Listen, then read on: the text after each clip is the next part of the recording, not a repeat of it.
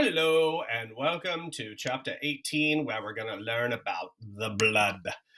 So, hopefully, you have completed all of the assignments in the associated labs with chapter 17, which was the endocrine system. And we've kind of touched on the fact that blood acts as a highway system in previous chapter because, we talked about the hormones. The hormones are going to be released into the bloodstream, and the bloodstream carry the hormones throughout the body. So, we keep referring to blood, so let's talk about blood in more detail.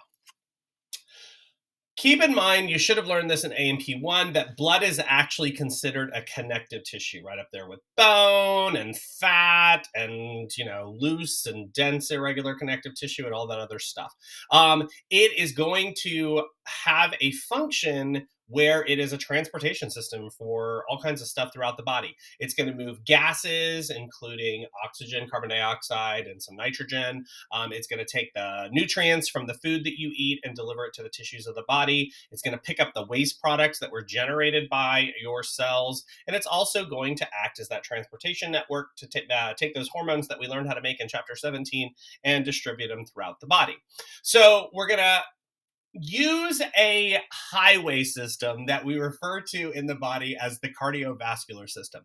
And we'll talk about this more in detail in literally the chapter after this. The heart is going to act as a pump. Most people already know that, and it's going to pump the blood through the body. But then we have different types of vessels that are associated with the cardiovascular system as well. Arteries are going to carry blood away from the heart. The best way to remember this is away, artery. And then we have veins, and veins are going to be different than arteries because they are going to carry blood towards the heart. And then we get these really teeny tiny vessels that are called capillaries, and capillaries are important because they actually allow for the exchange of those gases, nutrients, and waste products and hormones to occur between the tissues and the blood. Okay. So when we look at blood is going to be, as we said before, a connective tissue, and it's going to be made up of two things. The first thing is called a formed element, and the second thing is called the plasma. Formed elements are going to be things that are formed in the bone marrow. They're going to be things that are formed like your erythrocytes that we commonly call red blood cells. And the primary function of the red blood cell is to transport those respiratory gases, which are going to be oxygen and carbon dioxide, all throughout the blood.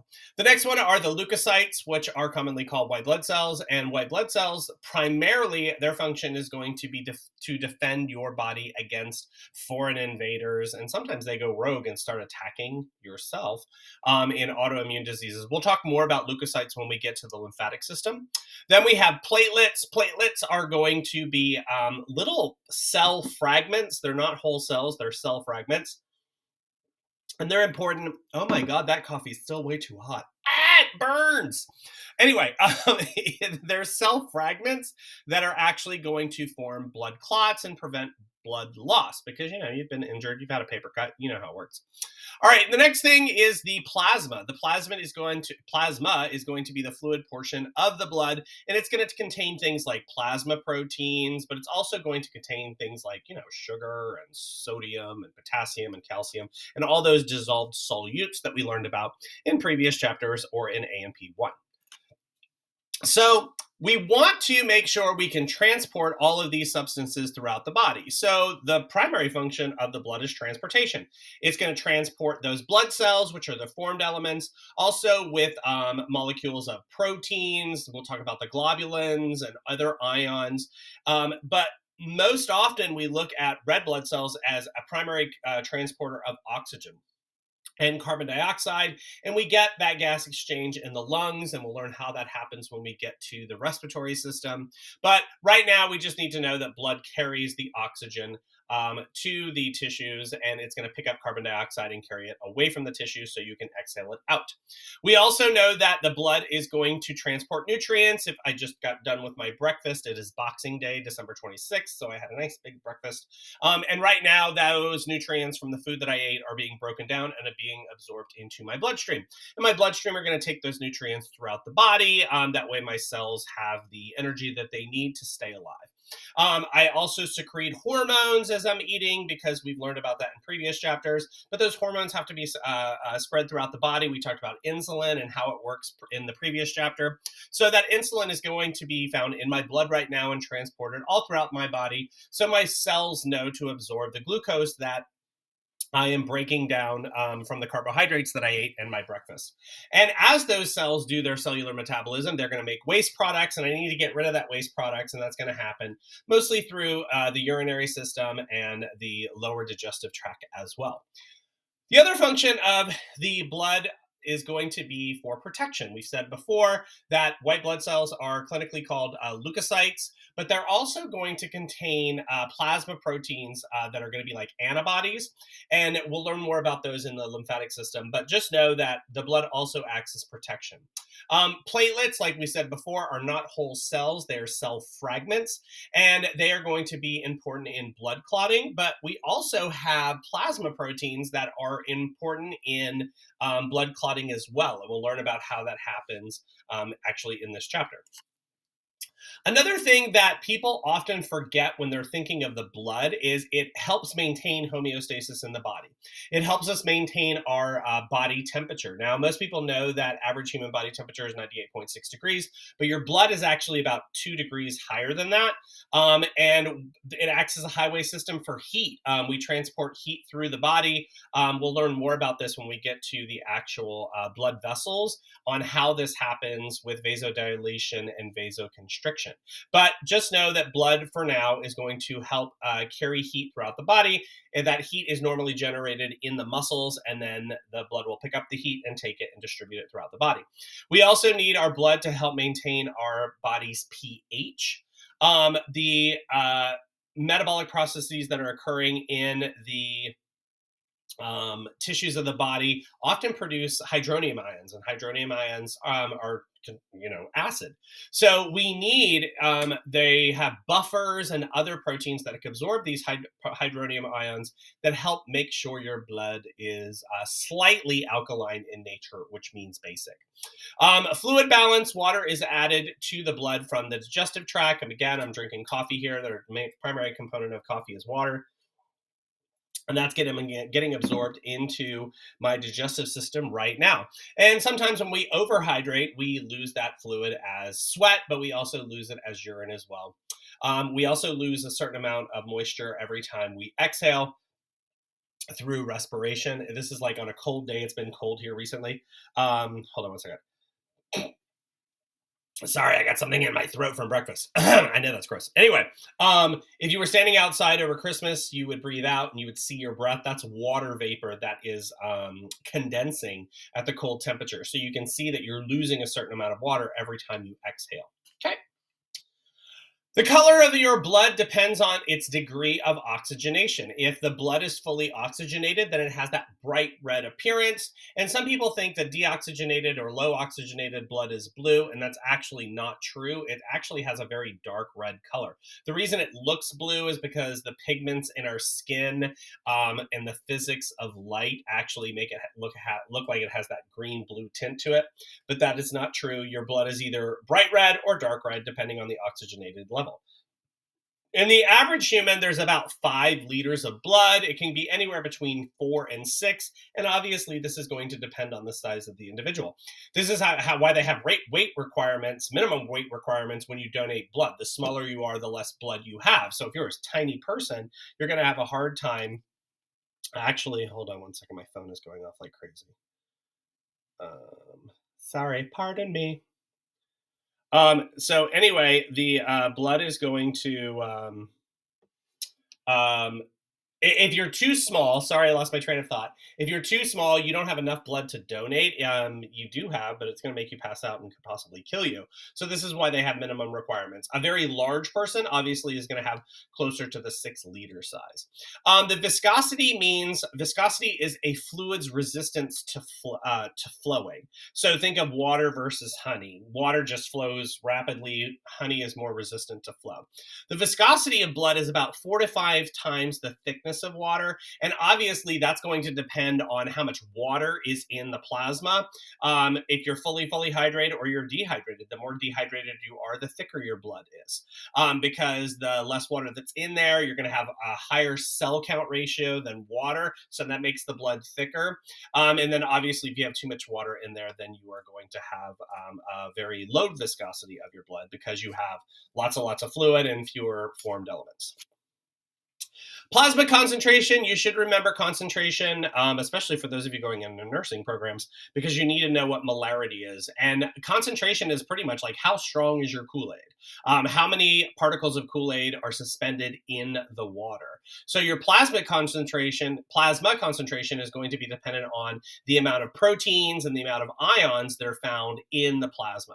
And this is important because if you remember back to AMP1, the whole process of osmosis. Osmosis is going to determine which way water flows based on the solute concentration. So if you have a very, very high concentration of proteins and a very, very high concentration of ions in the blood, that's going to draw water into the blood.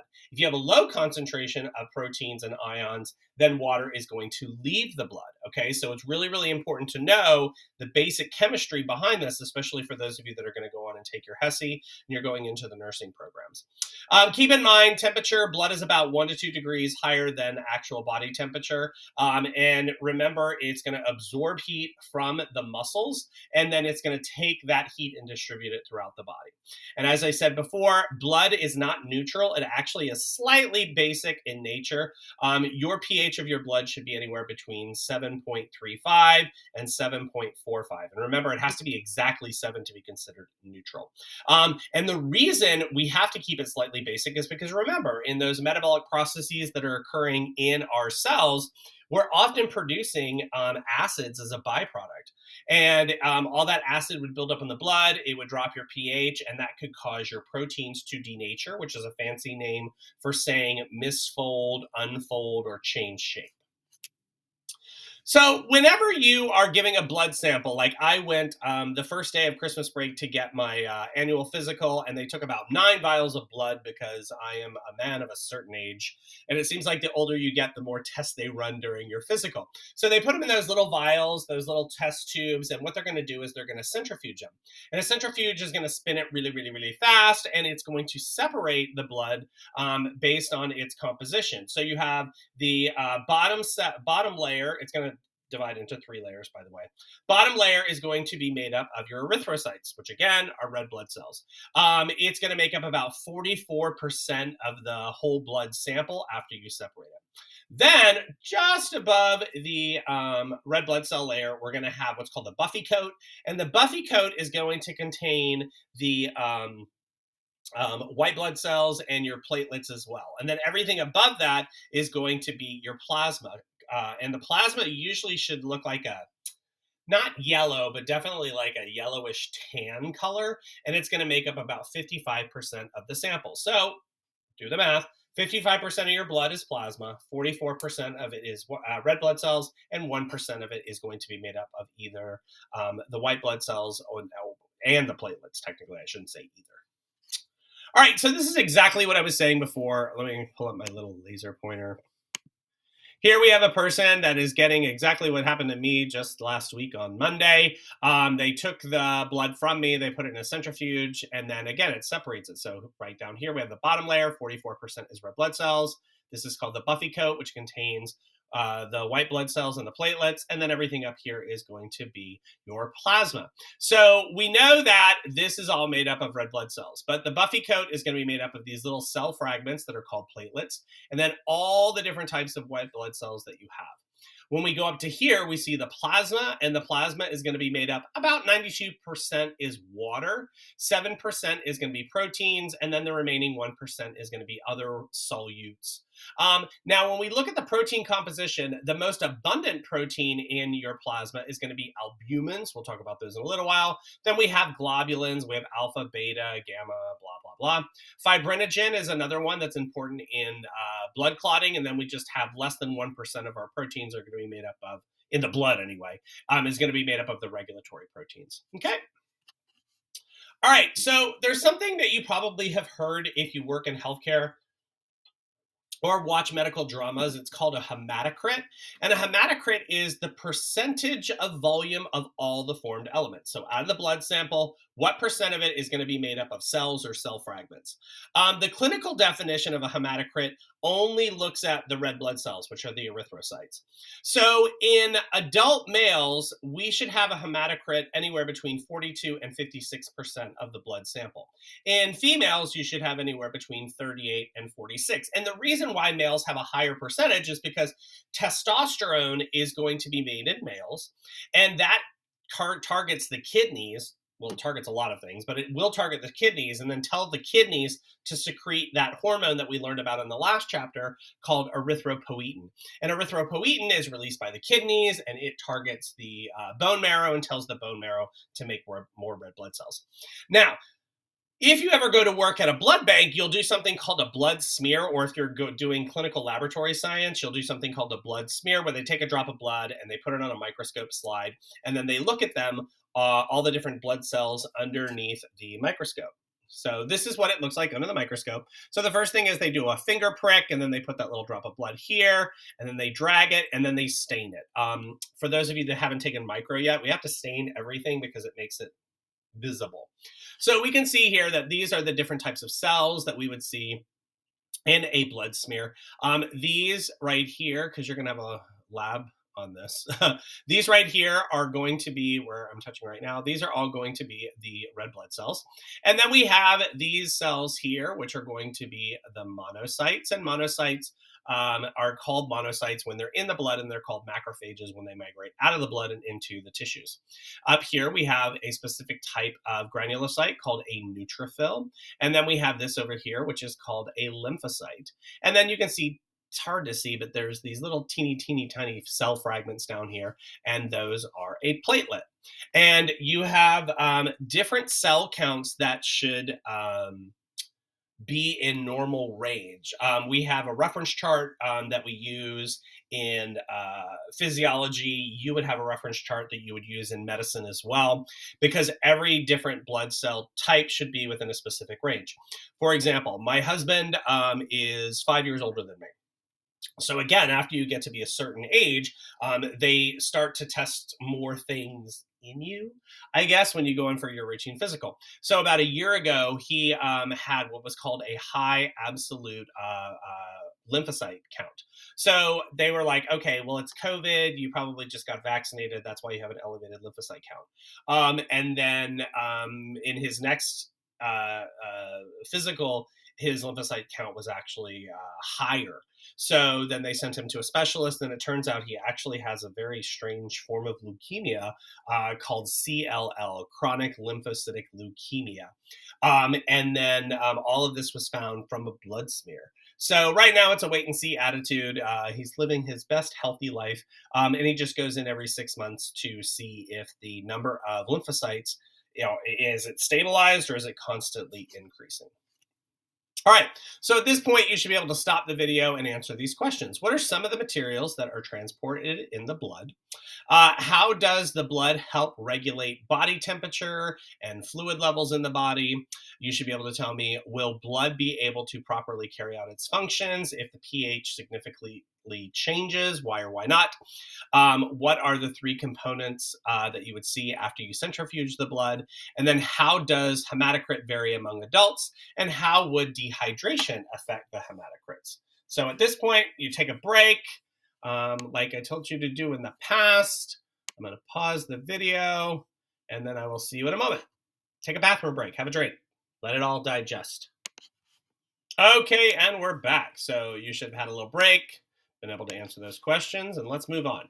Let's focus more now on the plasma. Remember before I said plasma is going to make up about 55% of the total blood volume. So of that 55%, 92% is just made of water. This is why we tell you it's important to hydrate. Then you have 7% that is going to be made up of plasma proteins that we'll talk about in detail here. And then the other things would be things like glucose and sodium and calcium and potassium. Now, it's called plasma when it's in the blood.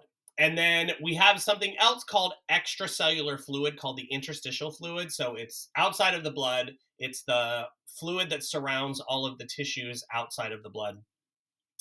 And the composition of the two are the same, except for plasma has a higher protein count. And this is important because it is going to actually, remember, water goes wherever the higher solute concentration is. So if we have a higher protein concentration in the blood, that's going to draw the water from the interstitial fluid into the blood. That's how we don't get edema. All right. Also, remember way back when we were doing chapter 2 or 3, depending on what teacher you had, blood is something called a colloid. And the reason it's called a colloid is because it's not a homogeneous mixture, it is a heterogeneous mixture. And plasma also contains proteins that are all dispersed. And remember, a colloid is also something defined as if you let it sit long enough, it will separate. There's a bunch of different types of proteins that we find in the blood. The most common that we find is albumin. And albumin, if you go on to take more advanced courses, has a lot of functions in the blood. Then we have our globulins, and we have alpha, beta, and other types of globulins, immunoglobulins. Most of them are transport proteins, kind of like albumin is a transport protein. And we learned that certain hormones, and keep in mind, certain medications have to bind to proteins to be carried throughout the body and the blood as well. Fibrinogen is going to be a precursor to fibrin, which is important in clotting. Then we also have some enzymes in the blood, and there's some protein hormones that should be found in the blood as well, like insulin and things like that. Most of these proteins are produced in the liver, and other proteins can be produced by those lymphatic cells, like the T lymphocytes and the B lymphocytes. Other organs can produce them, but long story short, the majority of the proteins that are found in the blood are produced by the liver. All right. Now, as I said before, the proteins are going to act as something that is a particle floating in the blood that helps draw water in. So we're going to call protein a solute in this example. And remember, wherever the solute concentration is higher, water's going to want to go. So the proteins exert something that is called the colloid osmotic pressure. And that's going to be what draws fluid into the blood. And it helps you maintain your blood volume and your blood pressure. Now, if you have some type of disease that is going to decrease the amount of proteins that are found in the blood, then you're going to have edema, right? Because instead of the water being drawn from the interstitial fluid into the blood, it's going to stay in the interstitial fluid. So this is a sign of disease. One of the most common things that we look at when we see something like this is, hey, your liver's not working correctly, because obviously, like I said in the previous slide, your liver is responsible for making the majority of the plasma proteins. Kidney disease can also cause edema because it's not filtering out the water as much for you to urinate it out. So let's talk about those plasma proteins. Once again, the most abundant plasma protein that you find is called albumin. It's going to make up 58%. About 58% of the proteins that are found in the plasma. It's the single protein that exerts the greatest contribution to your colloid osmotic pressure, and we use it as kind of a transport system from lipids, hormones, and other ions. Then we also have those globulins, and those are the second most abundant protein found in the blood, about 37%. You have alpha globulins and the beta globulins, and their function is similar to albumin.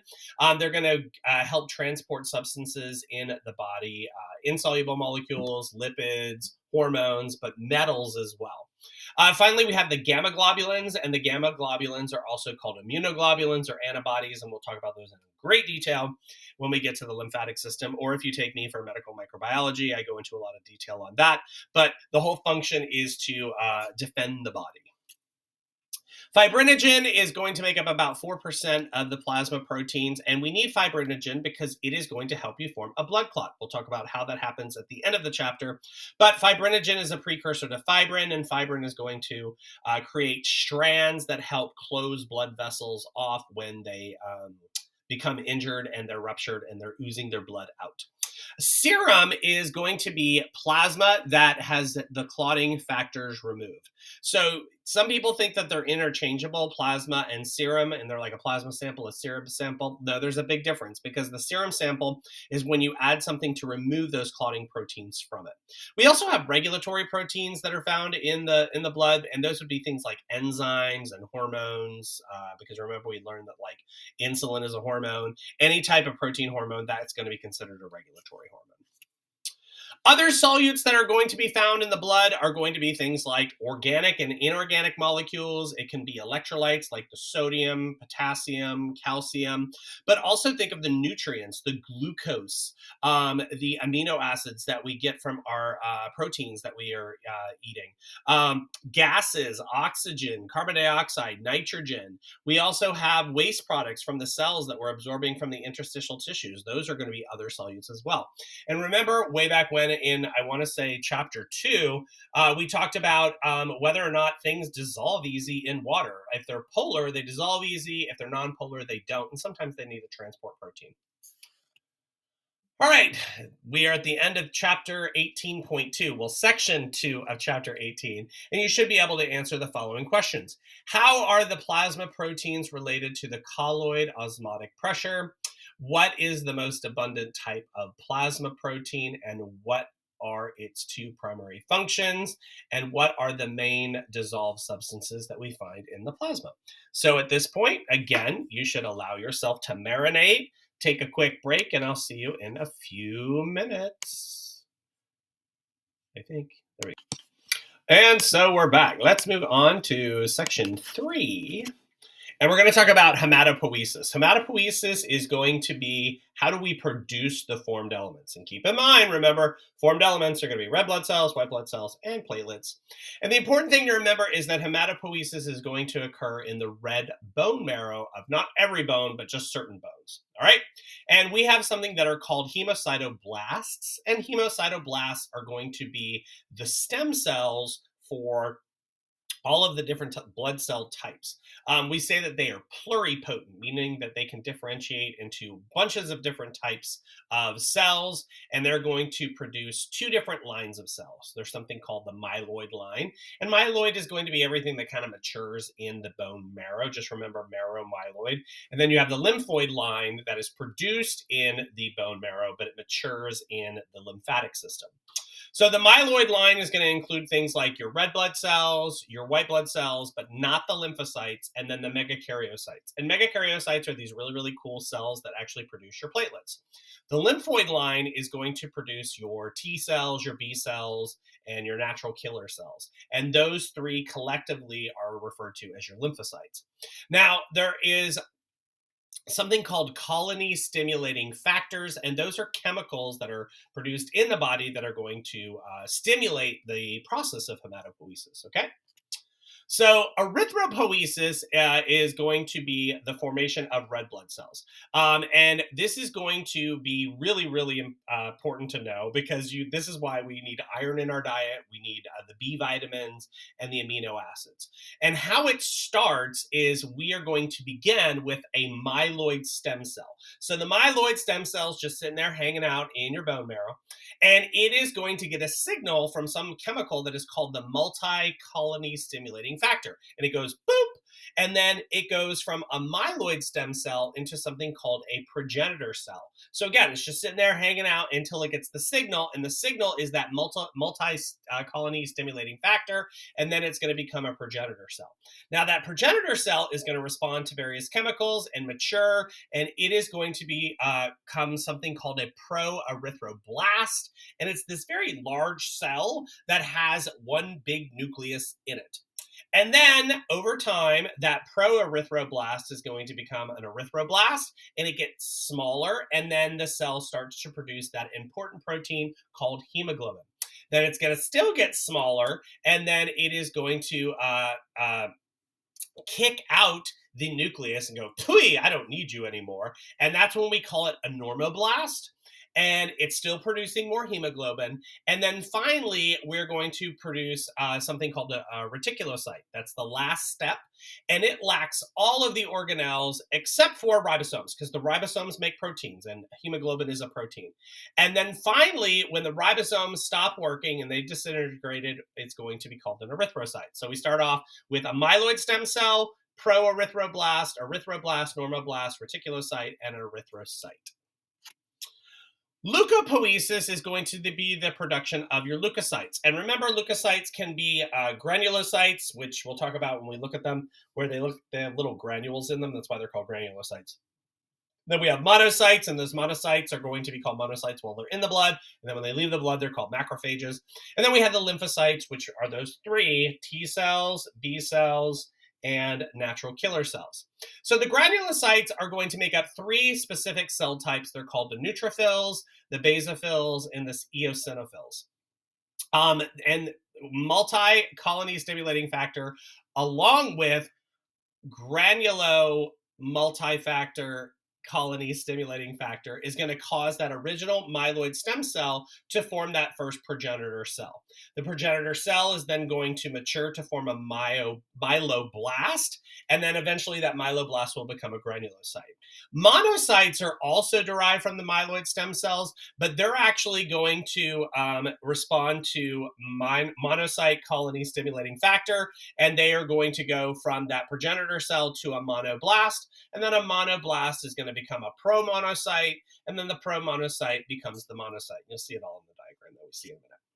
Lymphocytes are derived from the lymphoid stem cells, and remember, they made up of those three: B cells, T cells, natural killer cells. They're made in the bone marrow, but they're going to mature in the lymphatic tissues. That's all you need to know for now. Thrombopoiesis is going to be when you produce platelets. Okay, so we start off with this really big cell called a megakaryoblast, and it is a descendant of that original myeloid stem cell. So that megakaryoblast becomes a megakaryocyte, and the way it does this is because there's a chemical release in the body called thrombopoietin. So thrombopoietin is going to be what causes a megakaryoblast to become a megakaryocyte. And it has this really large multilobular nucleus within it. Then eventually that megakaryocyte has these really cool appendages that are going to come off and squeeze in between other cells, and they're going to break off to form what are called technically the appendages are called the proplatelets, and then those appendages break off and they form the platelets. Okay, so here we have the actual, let me get my laser pointer, flow chart. So here we have the progenitor cell, which is a hematopoietic stem cell, and it's called a hemocytoblast. So the hemocytoblast is the origin of all of your formed elements in your blood. So we can form either the myeloid line from here or the lymphoid line. Remember, the myeloid line starts with a myeloid stem cell, and if we sprinkle it with a little multi-colony stimulating factor, we're going to enter the red blood cell line. If we sprinkle it with colony stimulating factor and another chemical, we can cause it to go into the thrombopoiesis line. Or we can actually cause it to go, if we mix multi-colony stimulating factor along with granulocyte colony stimulating factor, we can go down this cell line as well. And I usually don't test on you knowing every single step, but you do need to know where they all start from and what they end with. So here's that really cool process that I talked about before, where we are making platelets. Here you have those big, the megakaryocytes. And the megakaryocytes, like I said before, are going to have these things that are called proplatelets. And proplatelets, like little tentacles that are coming off from the megakaryocyte in between the endothelial lining of the blood vessel. So these like little tentacles come off, and then the tentacles break off of the proplatelets, and that's what forms your platelets. All right, so let's talk more about, now that we've learned how they are made, the erythrocytes. Erythrocytes are a biconcave disc. They are little sacs full of hemoglobin. They do not have a nucleus. They do not have any ribosomes anymore. They're literally just balls of hemoglobin. And I don't want to say balls. I want to say sacs that have this biconcave disc. The function of it is to transport oxygen that's picked up in the lungs and carry it throughout the body. And we also want to pick up carbon dioxide from the body and carry it back to the lungs so we can exhale it out. So this is what I was talking about before of a cross section. It's a biconcave disc. It almost looks like a donut where the hole didn't all the way go through. Looking at it from the top, it looks like this. From the side, it looks like this. I remember way back when I had to take a math for science majors. It was like differential equations in the life sciences. And we actually had to work out the equation. And this is the maximum surface area to volume ratio that you can derive mathematically, and it's fun how biology and math go hand in hand. because this is the smallest volume with the maximum surface area you can get, which we need to transport blood, oxygen, and gases throughout the body. This is called a rolo. A rolo is when you have a stack of red blood cells that are actually going single file through the capillaries. Because again, we have oxygen that's going to come from here to here, and then we have carbon dioxide that's going to come from here into here. Hemoglobin is what I keep talking about. So you're like, what is hemoglobin? Hemoglobin is this red, I can't even speak today, red pigmented protein. And the function of it is to transport oxygen and carbon dioxide throughout the body. Oxygenated is called oxyhemoglobin, and then deoxygenated is deoxyhemoglobin. So hemoglobin is actually made up of 4 globulins that come together. There are 2 alpha chains and 2 beta chains that come together to create this weird little globular structure called hemoglobin. Now, in the hole where you see my eye, I don't know, you can see my eye right here, that center is going to be called the heme group. And the heme group is actually going to have this specific kind of like diamond structure. In the very middle of it, we are going to have an iron. And the iron is actually what is going to end up binding the oxygen, okay? So iron binds to the oxygen, and it's not a strong binding because we don't want it to bind too strongly where the hemoglobin's going to say, oh, it's my oxygen, I'm never giving it away. So it's kind of like a weak binding. That way the oxygen can be like, go forth, oxygen, do what you need to do. So we call it a weak intermolecular force between the two. Now, carbon dioxide actually binds to the globin part, not the iron part. So carbon dioxide is actually binding to the protein. Oxygen is binding to the iron. Again, it's a fairly weak binding occurrence that occurs because you don't want that hemoglobin, the globulin part, to bind the carbon dioxide so strongly that it won't give it up. You want it to freely give it up in your lungs. That way you can just exhale it out. Okay. So here's what I'm talking about before. Here we have the alpha chain number 2, alpha chain number 1 right here. Here we have beta chain number 1, beta chain number 2. And right here, you can see this right here, this right here, this right here, and this right here. These are all considered the heme groups. And in the middle of the heme group, that little red dot represents the iron. So you see it right here. So this whole thing is the heme group. And you can see that the iron is in the middle, and that's what's going to bind the oxygen.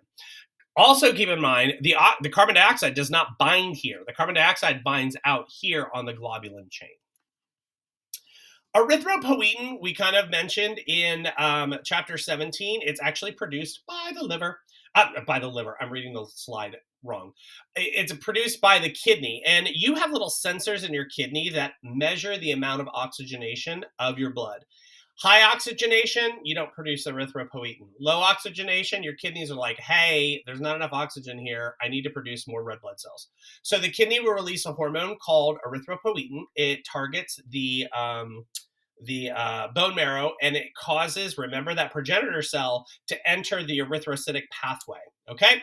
Erythrocytes increase the blood's oxygen carrying capacity. We also learned before that males have a higher hematocrit because testosterone can stimulate this as well, but environmental factors can increase this. If you live someplace high elevation, there's a lower amount of oxygen dissolved in the atmosphere. So therefore people that live, I don't know, in, oh God, what's the name of the highest city in the continental United States? I forgot. Leadville, Colorado. If you had a resident of Leadville, Colorado, they would have a higher hematocrit, we would expect, than someone who lives maybe at Galveston, because Galveston's at sea level, so there's a high oxygen concentration in the atmosphere. Up in Leadville, there's a lower concentration of oxygen in the atmosphere. So environmental factors can cause the number of red blood cells to vary from person to person.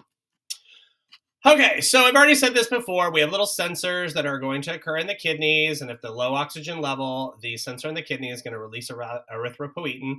Erythropoietin is then going to enter into the bloodstream, and then it's going to go to the red bone marrow. Bone marrow is then going to initiate those stem cells to become red blood cells. It produces the red blood cells in that pathway that we learned about, and then it's going to go back into the blood.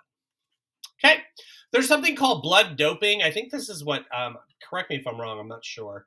I think this is what Lance Armstrong got in trouble for, but he also got away with other things because he had cancer, and he said a lot of the things that they found in his blood was because of his chemotherapy. I don't know. You have to look it up. Neither here nor there.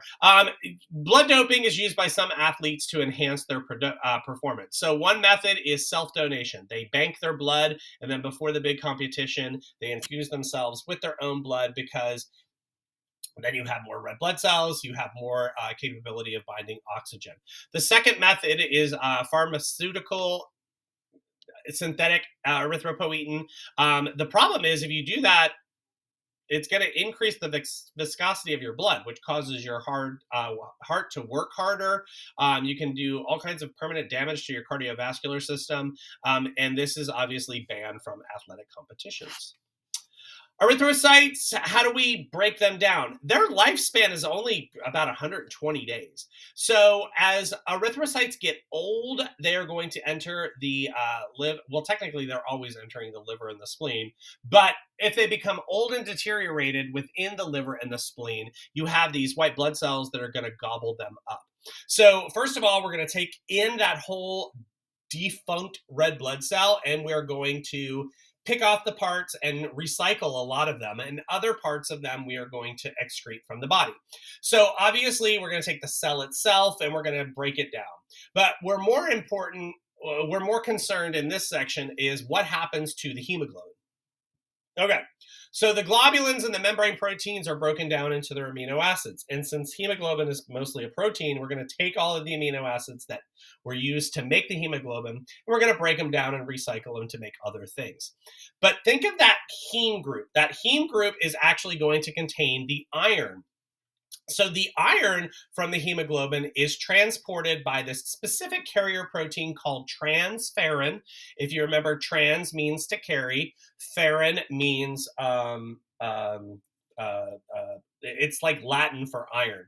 So what happens is that iron group gets pulled off of the hemoglobin, and then it binds to transferrin. And then transferrin is going to carry it to the liver, and then it is going to donate it to ferritin, and then another chemical called hemosiderin. Most of it ends up binding to that ferritin, and then it gets stored in your liver and your spleen. And it can also be transported to the red bone marrow when you need it to make new erythrocytes as well. So the heme group is the part that was in that blue circle after you remove the iron. So it was that center part of the circle, but not the iron. And it is going to actually get converted from heme into something called biliverdin by macrophages. And macrophages were monocytes when they were in the blood, and they're called macrophages when they're out of the blood and in the tissues. That biliverdin is then going to get converted into bilirubin. And bilirubin is like this yellowish pigment. So it went from being a green color to a yellow color, and then it's going to be transported to the liver by hatching onto albumin. And then what we're going to do is we're going to take that bilirubin and we're going to use that as part of the bile. And bile we'll talk about later. It has important functions in digesting fats. So that bilirubin is then going to get converted to another thing called urobilinogen in the small intestines, okay? So an enzyme is going to take bilirubin and convert it to urobilinogen, and then you have bacteria that live in your intestines, the colon specifically. And then it's going to take the urobilinogen and convert it to something called stercobilin. And stercobilin is a brown color. So if you're curious and you've ever wondered why your poop is brown, the reason your poop is brown is because you are breaking down the heme group from old red blood cells. Okay, some can be absorbed back into the blood and then converted to something called urobilin. And urobilin can go into your kidneys, and that kind of is what gives your urine a green specific color. So you may wonder why when you go get a physical, they do blood work, they often want a urine sample, and sometimes they want a stool sample. It's not often they want a stool sample. But your blood, we already can tell hormone levels. We can tell if you have an infection. We can look for various types of leukemia. But we also want the urine because we want to know what's coming out of the blood. If you have a very, very high concentration of urobilin, you are breaking down the heme group effectively. But it also can mean you're dehydrated. So we'll get into that when we get into the kidneys. I don't want to get into too much detail right now. All right, so anemia. Most people have heard anemia, and they throw the word around a lot, and they don't know what it means technically. Either the percentage of erythrocytes is lower than normal, or the oxygen carrying capacity is reduced. Symptoms of anemia are going to be lethargy, which means sleepy, shortness of breath, pallor, pale in color, and palpitations. There's different types of anemia, though. First type is aplastic anemia. This is when you have some type of defect in your red bone marrow. It can be because you've had ingested poisons or toxins or also absorbed radiation. Congenital hemolytic anemia is a genetic defect where your erythrocytes end up getting destroyed. Erythroblastic anemia, you have large number of immature cells that because they're not maturing correctly. Hemorrhagic anemia is just when you have low blood cell count because you've been bleeding. Pernicious anemia is when you don't absorb vitamin B12 from the diet. And then sickle cell disease or sickle cell anemia is when you have a genetic defect that causes the hemoglobin to misfold, and then that causes the red blood cells to have this sickle cell shape. Some cases can be treated with pharmaceutical erythropoietin, or you could just be given iron supplements as well. All right, different types of bloods. I'm going to take a moment. I'm going to pause because I feel like I'm going really fast. So let's go ahead and pause for a moment, and I'm going to take a bathroom break. Not more information that you need to know, but now I know if my urine is yellow, why it is yellow. That has to do with a breakdown of hemoglobin. Okay, let's continue on learning about blood types. Hopefully you have already been exposed to this. If not, then here is your crash course into blood types. We classify blood types based on specific protein markers that are found on the surface of the red blood cell called surface antigens. And we labeled them using the ABO system. So there's one type of antigen that's called the A, there's another type of antigen that's called the B, and those are the only two antigens you need to know. Now, if you only have A antigen on your red blood cells, then you are type A. If you only have type B on your red blood cells, then you have type B blood. If you have both A and B on your red blood cells, then you have AB blood. And then if you're like me and you have none of those, then you are type O. Okay. So it's important to know a person's blood type because if they need a blood transfusion, we have antibodies in our blood. So if you have type A blood, you produce antibodies against B. Okay, so that means if you gave someone with type A, type B blood, that's going to kill them. If you have type B blood, then you have antibodies in your blood against type A. So if you have type B blood and you give someone type A blood, that would kill them. Now, if you have A and B blood, AB blood, that means you do not produce any antibodies against A and B because you would just be destroying your own. So this is also why you can't give someone with type A blood you can't give a type A person AB blood because they have anti-B antibodies. So that would kill them as well. I am type O. So that means I do not have any antigens on my red blood cells. However, I do produce anti-A and anti-B. So I can only receive from another O. Okay, so this is exactly what I was talking about before. We have the surface markers here. We have A antigen is represented by these little blue balls. B antigen is these purple triangles. So again, if you have type A blood, you only have this. If you have type B blood, you only have this. If you have AB blood, you have both. And if you have O, you have neither. Okay, so if you have type A blood, you produce antibodies against B. If you have type A blood, you produce anti-B antibodies. So this is why this person could not give to this person. If you have type B blood, then you produce antibodies against the A antigen. So this person could not give to this person, and this person could not give to this person. Now, this person has no antibodies for A or B. So that means they can receive from B or from A. However, think about this, why could a person with type AB blood not donate to B and not donate to A? Think about that for a moment. Hopefully you should be able to tell me because they have antibodies against, this one has antibodies against A, and this one has antibodies against B. Now, I have type O. Most people have O. It's the most predominant blood type in the United States, I want to say, or in the world. So anyway, I have no antigens on my receptors. However, I do have antibodies against A and B. So I can only receive from another O. Okay. There's also another type of protein marker that is found on the surface of the red blood cells, which is the Rh factor. It's called surface antigen D, and the reason we call it Rh is because it was discovered in rhesus monkeys. If you have the Rh factor, that surface antigen D on your red blood cells, then you are Rh positive. So I am O positive. So I do not have A or B antigen, but I do have the surface antigen D, which makes me O positive.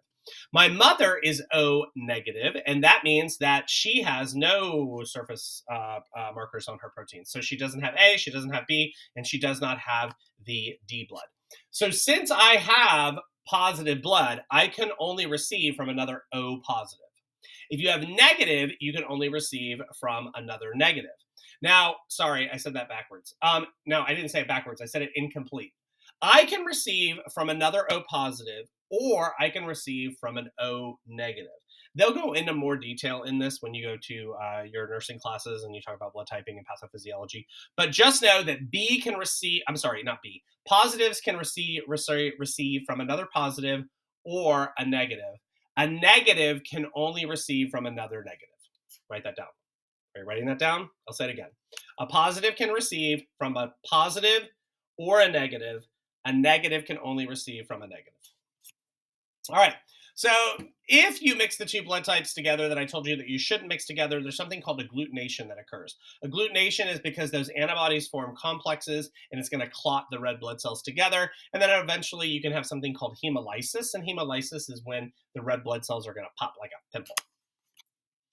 All right, again, this is showing someone you have a type B recipient getting type A blood. We should know now that that is bad. What is going to happen is, again, it's going to agglutinate, the blood cells are going to clot together, and all kinds of bad things will happen.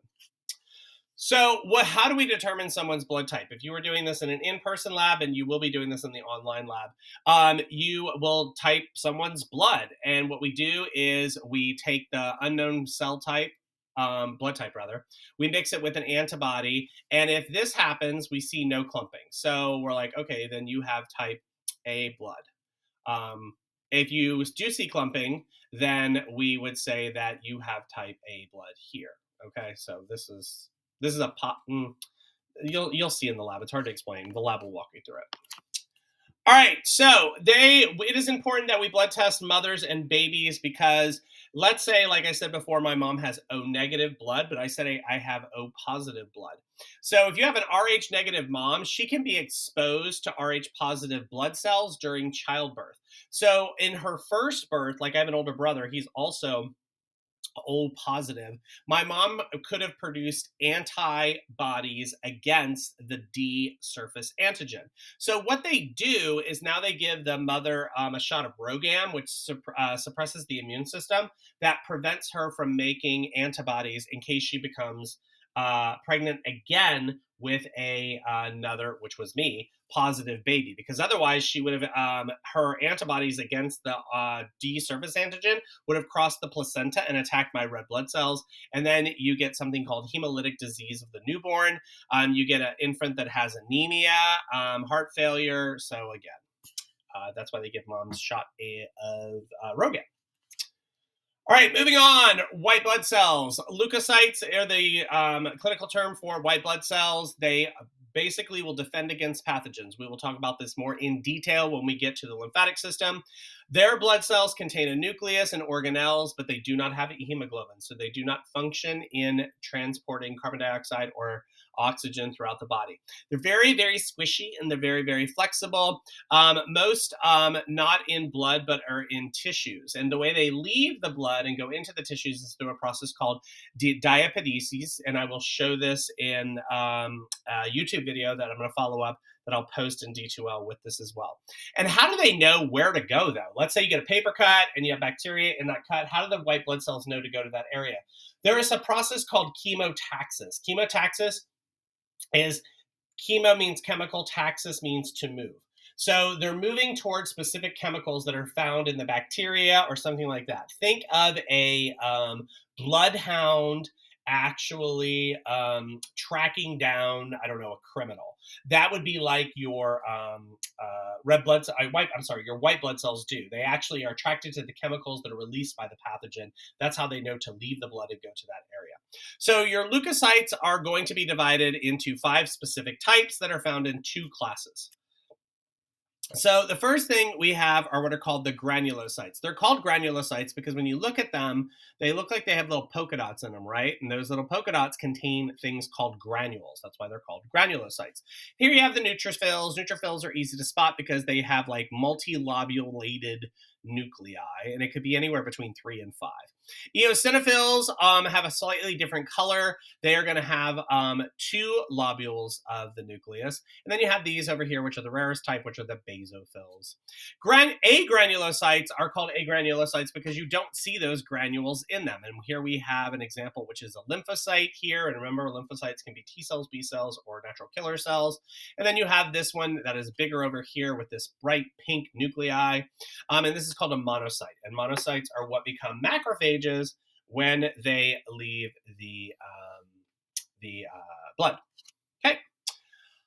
All right. So as I said before, we divide the leukocytes into granulocytes and agranulocytes. Granulocytes are going to be the neutrophils, the eosinophils, and the basophils, and they're called granulocytes because they have granules within them. Agranulocytes are 2. You do not see the granules in them, and lymphocytes and monocytes are the examples of that. So let's talk about neutrophils. Neutrophils is the first type of granulocyte, and it is the most numerous. It is going to be also called a polymorphonuclear leukocyte. And the reason we say this is because when you look at the nucleus is divided into between 3 and 5 lobules. You can see the cytoplasm has those pale granules in it, and that's not normal. We stain it that way.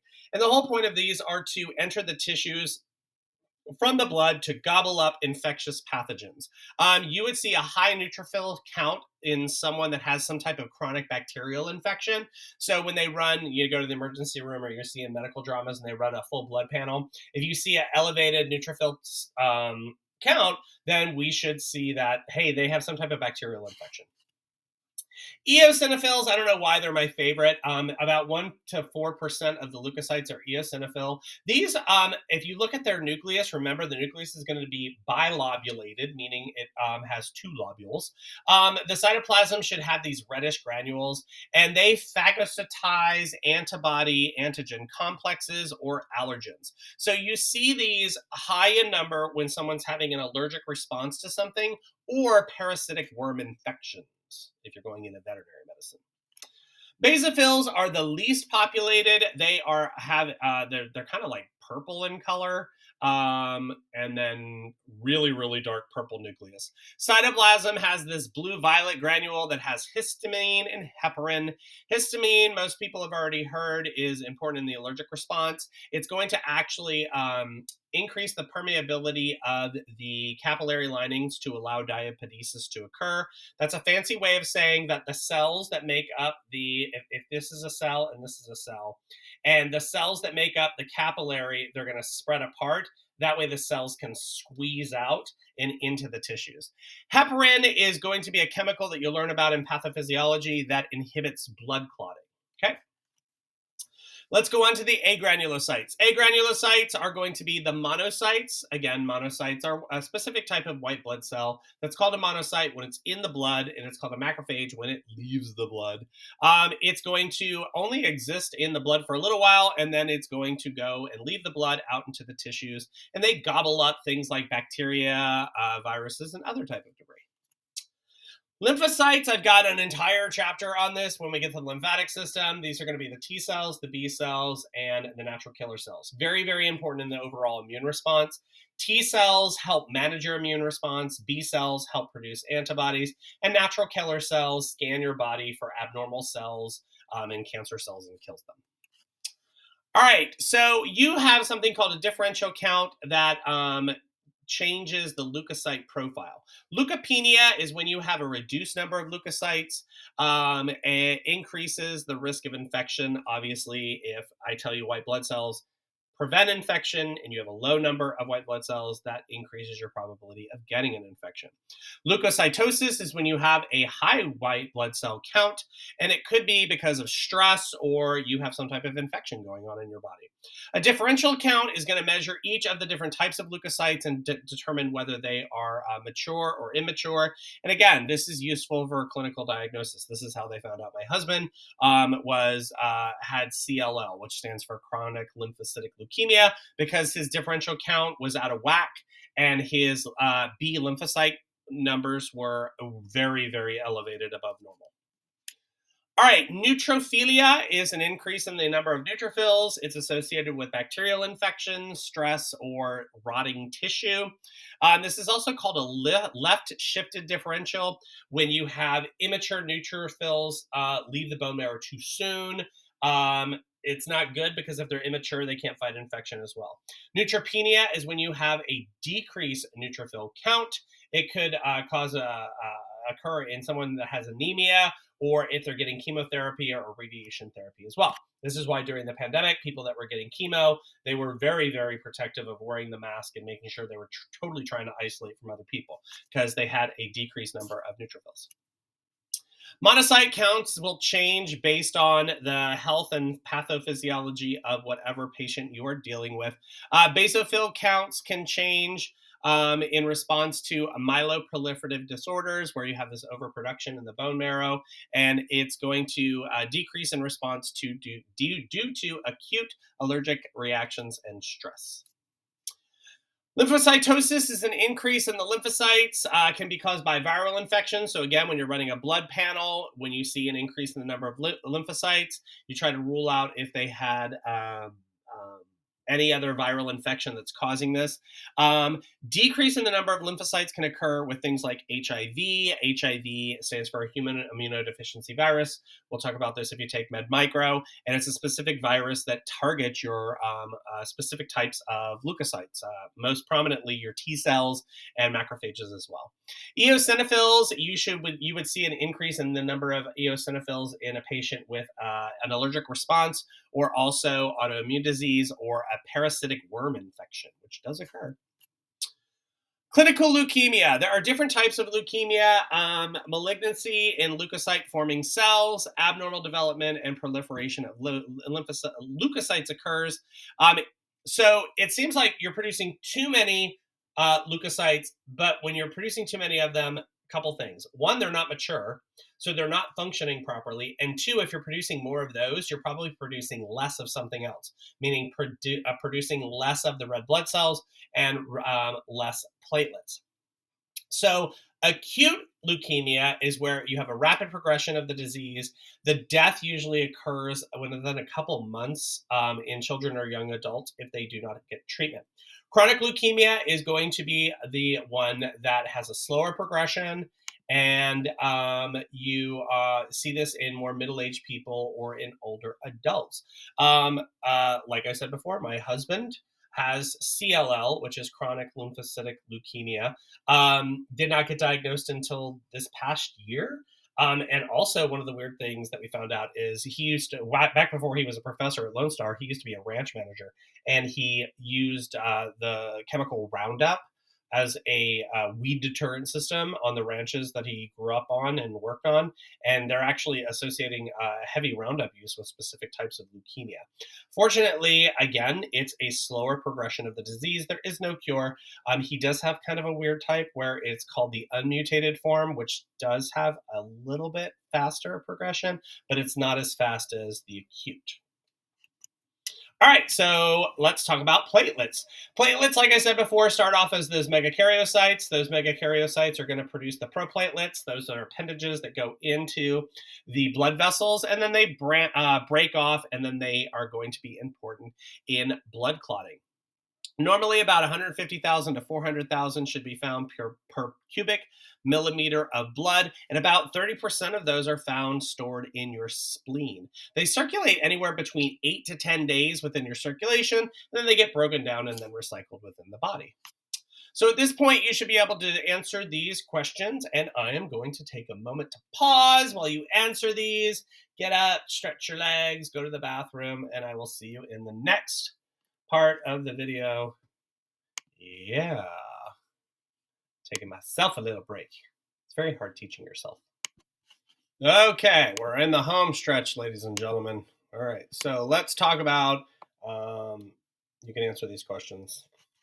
All right, hemostasis. Hemostasis is just a fancy word to saying stop the bleeding. All right, and it happens in 3 specific overlapping phases. First phase, if you cut a vessel, you're going to hit.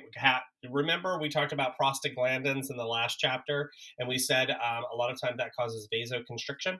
So we want to make sure that there is a paracrine and autocrine response that occurs in these cells right here.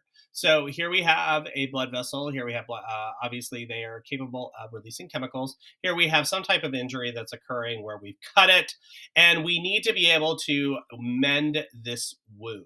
Okay, so the first thing that's going to happen is a vascular spasm, which literally means the vasculature is going to close a little bit and cause it to pinch off a little bit. Then we are going to have platelets that are going to come in because those are scattered throughout our circulatory system, and they're going to fill in the plug.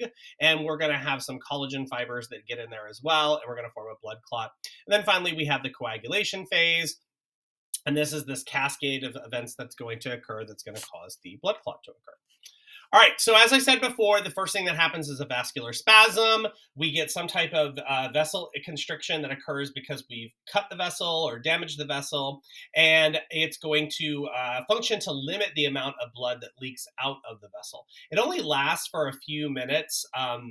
Many is relative, but the whole point is to close the blood vessel slightly so that the platelets and the endothelial cells can start to release their chemicals that are going to lead to this more complicated cascade that I'll go to in a minute. Greater amount of vasoconstriction is going to occur with the larger the vessel is or the larger the vessel damage that occurs. So normally when the vessel is injured, we get the platelets become, their activation is, okay, let me read this again. Normally, when you are not injured, your platelets are receiving a signal from the collagen and the connective tissues that inhibits platelet action. So when a vessel's walls, that's made up of that endothelium, they have this coat on it called prostacyclin. And prostacyclin is a specific type of eicosanoid that is actually going to repel platelets, which means platelets won't stick to it. It actually causes the endothelial cells and the platelets to make cyclic AMP. And cyclic AMP, as we learned in the last chapter, is a secondary messenger, which inhibits platelet activation. But when a blood vessel becomes damaged, we need that platelet plug to form. So what's going to happen is when you cut the vessel, the collagen fibers and the surrounding connective tissue become exposed. Now, platelets are actually going to start to stick to the collagen through the help of something called the von Willebrand. And then the platelets are going to develop these long processes that allow for them to stick better. And then many platelets begin to stick together and close off the injury.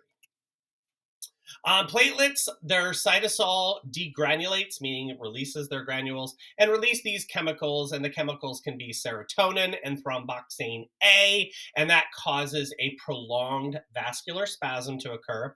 We also get ADP, which is adenosine diphosphate, and thromboxane A. They are going to send out signals, and the endothelial cells and the collagen cells and all the cells do, and it attracts other platelets that come, and then they are going to degranulate as well. This is an example of a positive feedback loop. We also get procoagulants are going to be released that cause the stimulation of coagulation, which means to stick together. And then finally, mitosis is going to be stimulated, which causes the endothelial cells to divide and then repair and reform that blood vessel. Thrombocytopenia is when you have a low platelet count. And obviously, if you have a low platelet count, this is going to impair all phases of hemostasis. So let's go back to my husband, using him as an example. Because he has that specific type of leukemia, he's producing more B cells. So I said before, if you're producing more leukocytes, then that means you're producing a lower amount of other cells. So I think he has a form of thrombocytopenia because he has a tendency to, when he gets cut or injured or a bloody nose or something like that, it takes him a lot longer to stop bleeding than normal people. Platelet plugs are going to form quickly, about 1 minute, but it is prevented from getting too large by the prostacyclin secretion by nearby healthy cells. So it helps to regulate it all in one spot. Coagulation is just blood clotting. You get the network of fibrin, which is insoluble protein, is going to form this mesh that you see here in all of these little turquoise colored bands. Fibrin comes from this soluble precursor called fibrinogen. So fibrinogen is the inactive form, fibrin is the active form. And then this net mesh work is going to trap red blood cells and leukocytes and platelets and plasma proteins, and that helps form the clot. So there are various substances that are involved in coagulation. Clotting requires calcium, clotting factors, platelets, and vitamin K. Clotting factors are mostly inactive enzymes, and you don't want them activated because you don't want a clot forming unless you need it. They are named based on the order of their discovery, which is a pain in the butt because they were discovered out of the order in which they occur. And you'll see what I mean. I don't test you on this, but it is on the homework. Most of these clotting factors are produced in the liver. So if you have a patient with liver pathology, they should have a hard time producing blood clotting factors. Vitamin K is a fat-soluble coenzyme that's required for the synthesis of clotting factors. I think it's 8, 9, and 10. I can't see. My head's in the way. Let's see. 2, 7, 9, and 10. And some factors, such as factor 7, are proteases that cleave other factors from an inactive form. Okay, so here is on the homework, but I'm not going to test you on this, okay? So this is clotting factors and how it all occurs. You have clotting is going to start with two things. There's something called the intrinsic pathway and the extrinsic pathway. Both of these pathways are going to come together to form something called the common pathway, and then eventually the blood's going to clot. First thing we talk about is the intrinsic pathway. So this starts off when platelets, they start to stick to the inside wall of a blood vessel that has been injured. And this is going to occur in 5 steps, and it usually takes about 3 to 6 minutes for it to occur. This is why you want to add pressure to minimize the loss of bleeding. First thing that happens is the platelets are going to stick to the vessel wall, and they release the first factor, which is called factor 12. It'd make more sense if it was factor 1, right? It's factor 12 is the first factor that gets released. Now, what factor 12 does is it's going to go up to the inactive form of factor 11 and turn factor 11 from the inactive form to the active form. And then factor 11, check this out, what it does is it goes up to factor 9 and says, factor 9, you need to turn on. Factor 9 turns on, and then now factor 9, when it's turned on, it's going to bind to calcium. And then it's going to bind to another thing called platelet factor 3, which forms this mesh complex. And then the whole point of that complex is to convert factor 8 from its inactive form to active form of factor 8. Then finally, factor 8 turns factor 10 on. Having fun yet? If you're taking this in pre-med, welcome to what you'll be studying for the next forever many years. That was the intrinsic pathway. Now, the extrinsic pathway is initiated by damage that's occurred outside the blood vessel because, again, you haven't cut through the blood vessel, but you have cutting outside the blood vessel. This is only 2 steps, and it's only about 15 seconds for it to occur. So the tissue thromboplastin is released from the damaged tissues outside the blood vessel, and that thromboplastin is going to combine with factor 7, which also combines with calcium to form this specific complex. Now, that complex is going to turn factor 10 on. So both of these ultimately turn on factor 10, long story short. Now, we've turned factor 10 on. Now we're going into what's called the common pathway. Factor 10 combines with factor 2 and 5, and that's easy to remember if you ever have to go to medical school or memorize this. I don't make you know this for the test, it's only on the homework. Factor 2 and 5, 2 times 5 equals 10. So factor 10 turns on or combines factor 2 and 5 and calcium and platelet factor number 3 to form something called the prothrombin activator. Now, prothrombin activator is going to activate prothrombin into thrombin. That's why it's called prothrombin activator. Now you're like, oh my God, my head is swirling. Thrombin is the enzyme that's going to take that thing that I said before called fibrinogen, which is a water-soluble protein, and convert it to fibrin. And fibrin is insoluble, so that forms the cross fibers for the clot. Now, factor 13 is activated when calcium is present. So we've already turned on the calcium. Factor 13 is finally going to form crosslinks with that fibrin to make that mesh work. And the whole thing leads to a clot. Okay. So this is why you can see when people have clotting diseases, it's a lot more complicated than you think, because there's all of these cascade enzymes that turn on, and one turns the other one on, which turns on the other one, and et cetera, et cetera, et cetera. All right, so this is showing all of that I just said.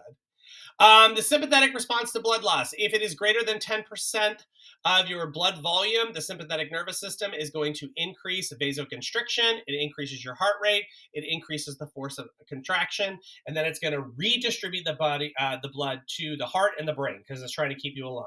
This is when people go into shock because of blood loss. The effect in maintaining blood pressure. It's effective in maintaining blood pressure until about 40% of your blood volume is lost, and then you die.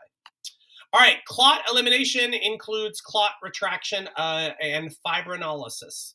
Clot retraction, actinomycin is a protein with platelets that's going to contract and squeeze serum out of the developing clot to make it smaller. And then fibrinolysis, or fibrinolysis, however you want to say it, degrade that fibrin strand by plasmin. It begins 2 days after the clot has formed, and it occurs slowly over a number of days. Blood balance, clot elimination, and clot formation. Imbalances can lead to bleeding or blood clot disorders. Damaged vessels impair blood flow. Atherosclerosis or vessel damage, inflammation tip the balance towards the blood clotting. I don't think I covered this in the test. Blood clotting disorders, you do need to know hemophilia. That is a generic term for bleeding disorders. There's hemophilia A and hemophilia B that are the most common.